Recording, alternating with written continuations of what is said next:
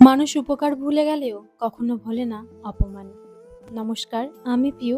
মুহূর্তরা নামে একটি পেজ চালাই। আজ রবিবার, সকালে পড়ানো ছিল না, যদিও বা যোগা ক্লাস ছিল, কিন্তু আজকে ক্লাসটা আমি অ্যাটেন্ড করতে পারিনি।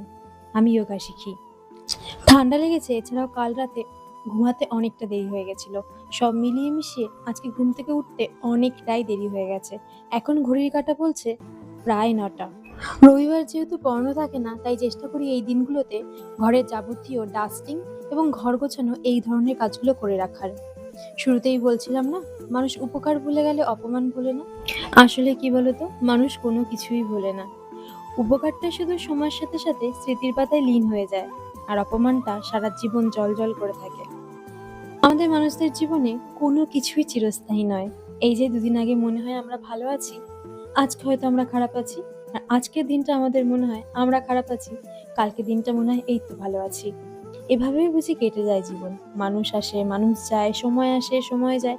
কোনো কিছুই চিরস্থায়ী নয়। যদি কোনো কিছু চিরস্থায়ী হয়ে থাকে, সেটা হচ্ছে অভিজ্ঞতা।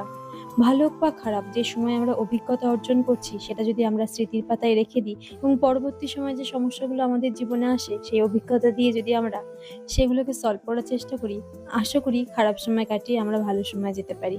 আর বাকি রইল অপমানগুলো, সেগুলো তো আমরা তুলেই রাখি। চেষ্টা করি ভবিষ্যতে সেই পথে আর পা না দেওয়ার। গল্প করতে করতে ঘরের অর্ধেকের বেশি কাজ হয়ে গেছে।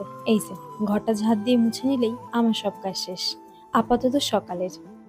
এদিকে আগের দিন বিশালে গিয়েছিলাম, সেখান থেকে কয়েকটা জিনিস কিনেছি, যেগুলোই গুছিয়ে রেখেছি এবং সাবান দিয়ে ধুয়ে রেখেছি। কাজ করতে করতে অনেকটাই বেলা হয়ে গেল। দেখা হচ্ছে পরের কোনো ভিডিওতে। ততক্ষণের জন্য সবাই ভালো থেকো, ভালো রেখো।